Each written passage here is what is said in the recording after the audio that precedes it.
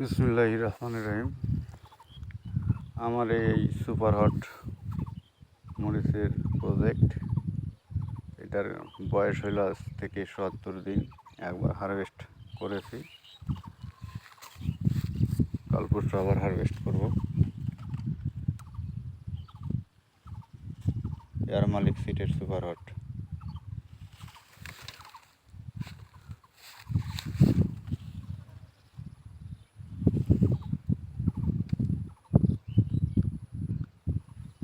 এই মরিচের update video পেতে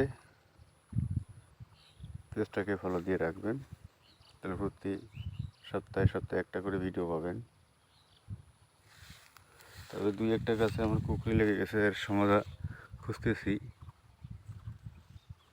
এইটা কুকুরি লাগছে,